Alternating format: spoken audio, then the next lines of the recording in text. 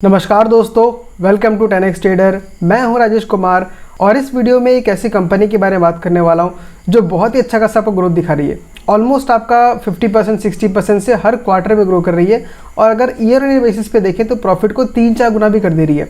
तो इस कंपनी का नाम क्या है उसके बारे में जानेंगे और कंपनी का मैनेजमेंट क्या कह रहा है कि फ्यूचर में कैसा ग्रोथ कर सकता है उसके बारे में भी जानेंगे। उसके लिए चलते हम स्क्रीन के ऊपर, बट उससे पहले आपसे एक छोटा सा रिक्वेस्ट है कि वीडियो को लाइक कीजिए और चैनल को सब्सक्राइब कीजिए। तो चलिए चलते हैं स्क्रीन के ऊपर। तो कंपनी का नाम है जीना सीखो लाइफ केयर लिमिटेड। ये एक हॉस्पिटल है, लेकिन ये कोई नॉर्मल हॉस्पिटल नहीं है, ये आयुर्वेदा के ऊपर बेस्ड हॉस्पिटल है। तो जनरली होता है क्या, जब भी किसी पेशेंट को कुछ बीमारी होता है तो वो हॉस्पिटल में जाते हैं और हॉस्पिटल में जाने के बाद डॉक्टर उनको बहुत सारा मेडिसिन लिख के देता है जिसको खाते हैं, और जब तक मेडिसिन को खा रहे हैं तब तक उनका हेल्थ ठीक रहता है। उसके बाद उनका क्या होता है, नॉर्मली फिर से वापस वही बीमारी निकल के आता है। तो सबसे बड़ा रीज़न इसका ये है कि लोगों का जो लाइफस्टाइल है वो चेंज नहीं हो पाता है। और लोगों का एक क्या है कि जैसे मान लीजिए दवाई में क्या है कि आपका बहुतों का दवाई सूट नहीं करता है, वो दवाई खाएंगे थोड़ा बहुत हेल्थ ठीक होता है, बट फिर से उनका वापस जो बीमारी है वो निकल के आता है। और इनका जो सेंटर है, जो भी इनका जो हॉस्पिटल्स है, वहाँ पे क्या करते हैं, ये योगा के हेल्प से, आयुर्वेदा के हेल्प से और जो मेडिसिन होता है आयुष का, उसके हेल्प से वहाँ पे पेशेंट्स को रख के 30 दिन 40 दिन 1 हफ्ता जो भी टाइम होता है उसमें रख के उनका अच्छे से ट्रीटमेंट करते हैं, उनके अंदर से बीमारी को हटाने का ट्राई करते हैं। तो ये इनका बेसिकली बिजनेस का सिस्टम है। मतलब ये नॉर्मल दवाई को नहीं खिलाते हैं, जो उनका लाइफस्टाइल है, एक मान लीजिए योगा की तरह एक हेल्थ सेंटर है, वहाँ पे जाके लोग रहते हैं, अच्छे लाइफस्टाइल को फॉलो करते हैं और फिर वहाँ से ठीक होके वो निकल के आते हैं। मतलब मेंटली भी उसको ठीक करते हैं, साइकोलॉजिकली बोल सकते हैं कि आदमी को ये पूरा भरोसा हो जाए कि मेरा बॉडी ठीक हो गया है, अब मैं बहुत हेल्दी फील कर रहा हूँ, तब वहाँ से वो निकल के आता है। तो इनका बिजनेस मॉडल अगर देखें तो मेनली दो है उनका, एक है सर्विस बेस्ड और एक है प्रोडक्ट बेस्ड। तो सर्विस में जैसा कि मैंने बोला, आपका हॉस्पिटल है और आपका डे केयर है, क्लिनिक, जहाँ पे छोटा मोटा आपका होता है। तो दोनों का बिजनेस मॉडल सेम ही है। आपके हॉस्पिटल्स में पेशेंट आके वहाँ पे रहते हैं, उनका एनवायरनमेंट बहुत ही अच्छा होता है, योगा करवाते हैं, हेल्दी लाइफस्टाइल के बारे में बताते हैं और वहाँ पे उनका काफ़ी अच्छा खासा हेल्थ ठीक होता है। क्लिनिक वाले में भी सेम चीज़ होता है, बट वो छोटे स्केल पे होता है। नेक्स्ट जो उनका प्रोडक्ट का है, वहाँ पे वो आपका आयुर्वेदा से जो रिलेटेड जो मेडिसिन है वो सब बेचते हैं।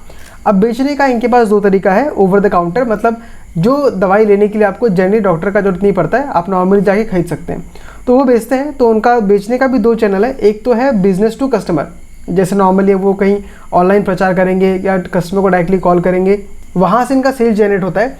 और दूसरा है आपका B2B, जैसे मान लीजिए कोई आपने फ्रेंचाइज खोल दिया, किसी ने दुकान खोला हुआ है, जैसे पतंजलि का स्टार्टिंग में हुआ था, वैसे ही भी फ्रेंचाइजी खोलते हैं और वहाँ के थ्रू सेल्स करते हैं। तो बिजनेस मॉडल मोटा मोटा आपको समझ में आ ही गया है। इनका जो सोशल मीडिया का प्रेजेंस है बहुत ही स्ट्रांग है।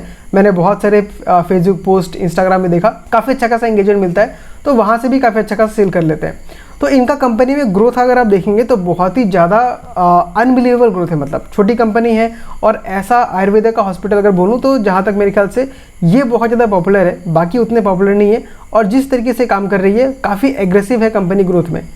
तो यहाँ क्वार्टर के रिजल्ट को देखते हैं अगर, तो आप देख सकते हैं सेल्स लगभग 139 करोड़ था पिछले क्वार्टर में, क्वार्टर 4 में, और क्वार्टर 1 में अगर देखें तो आपका 174 का सेल्स बढ़ गया।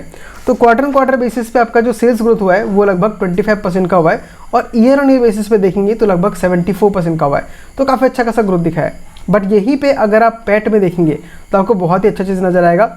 नेट प्रॉफिट आपका पिछले साल में 16 करोड़ का था, जो कि इस क्वार्टर पे बढ़ के 51 करोड़ का हो गया है। मतलब नेट प्रॉफिट आपका 3 गुना से भी ज़्यादा बढ़ा है। और अगर मैं पिछले क्वार्टर से भी कंपेयर करूं, Q4 से कंपेयर करूं, तो भी आप देख सकते हैं 27 करोड़ का 51 करोड़ हो गया है। ऑलमोस्ट आपका डबल हो चुका है। तो इस सब चीज़ों में कंपनी काफ़ी अच्छा खासा परफॉर्मेंस दिखा रही है। नेक्स्ट अगर मैं आके आपका देखूँ, ये कंपनी एक MSME में लिस्टेड थी, मतलब एक स्मॉल कैप कंपनी थी जिसमें रिस्क बहुत ज़्यादा होता है। तो MSME में क्या होता है, उसमें आपको एक ही बार में बहुत ज़्यादा मोटा पैसा लगाना होता है। बट अभी रिसेंटली इसने क्या हुआ है, NSE में लिस्टिंग हुआ है, तो अब ये मेन बोर्ड में आ चुकी है। तो इससे कंपनी का जो मैनेजमेंट का ट्रांसपेरेंसी है उसके बारे में आइडिया होता है कि जनरली आपको जो SME कंपनीज होती हैं उनको डिस्क्लोजर कम देना होता है। वो चाहे तो हर 6 महीने में आके कॉन्क्ल कर सकती है, बट अगर उनको इस मेन बोर्ड में आना है, मतलब उनको हर 3 महीने में कॉन्क्ल करना होगा और ज़्यादा उनको कंपनी के बारे में अपडेट देना पड़ेगा। तो ये ट्रांसपेरेंसी को दिखाता है। साथ ही साथ कंपनी हल्का फुल्का डिविडेंड भी देती है, तो ठीक है, जितना प्रॉफिट कमाती है उसको शेयर होल्डर के साथ शेयर भी करती है। बट सबसे अच्छी बात तो ये देखिए, ये सिर्फ 2 साल पहले लिस्ट हुआ था और इसने 2 साल के अंदर ही आपको 18 रुपये के वैल्यू से आपको सीधा इसने दिखाया है 670 रुपये का, मान लीजिए। तो बहुत ही मैसिव ग्रोथ है यहाँ पे अगर देखेंगे तो लगभग 30 गुना का रिटर्न इसने आपको दिया है, वो भी सिर्फ 2 सालों के अंदर। तो बहुत ही मैसिव रिटर्न दिया है। अगर इसका प्राइस ट्रेंडिंग देखें फिलहाल तो ये 97 का है, तो थोड़ा बहुत महंगा आपको लग सकता है, बट कंपनी देखिए ग्रोथ किस तरीके से दिखा रही है। आप यहाँ पे देखिए पहले 11 करोड़ से 34 करोड़, 34 करोड़ से 69 करोड़, ऑलमोस्ट डबल से ज़्यादा हो गया। फिर 69 करोड़ से बढ़ के अभी 84 करोड़ पे हो गया। तो यहाँ पे आपको दिख रहा है कि जो प्रॉफिट में जो ग्रोथ दिख रहा है वो आपको हर बार डबल होते दिख रहा है। बस इस साल में क्या आपको डबल होता हुआ दिखाई नहीं दिया है। आपका मान लीजिए यहाँ पे लगभग कंपनी ने 10 से 20% तक का ग्रोथ दिखाया है।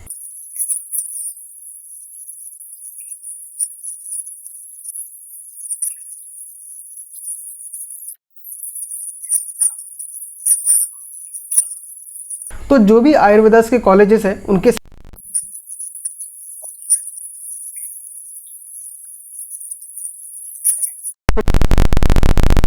जीएमसी है, एएमसी है, वैसे ही बहुत सारा है। तो आयुर्वेदिक जो भी कॉलेजेस है उनके साथ भी हॉस्पिटल अटैच होता है, तो उन सब के साथ ही टाई अप करती है और उसको डे टू डे रनिंग करने के लिए जो पैसा खर्चा होता है वो डॉक्टर होता है, वो लगभग 50% जीना सीखों का होता है और बाकी उस कॉलेज का होता है।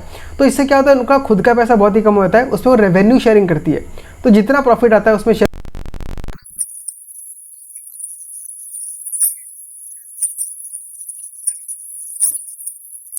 इनके अकॉर्डिंग लगभग कॉलेजेस है उनका ग्रोथ बहुत ज़्यादा बढ़ने का चांसेस है। और अगर मैं कस्टमर्स का बात करूं, पेशेंट्स का बात करूं, तो आजकल बहुत सारे लोग ऐसे हैं जो नॉर्मल मेडिकेशन से परेशान हो चुके हैं, उनको बहुत ज़्यादा रिलीफ नहीं मिल रहा है, वो इसकी तरफ बढ़ रहे हैं धीरे धीरे करके।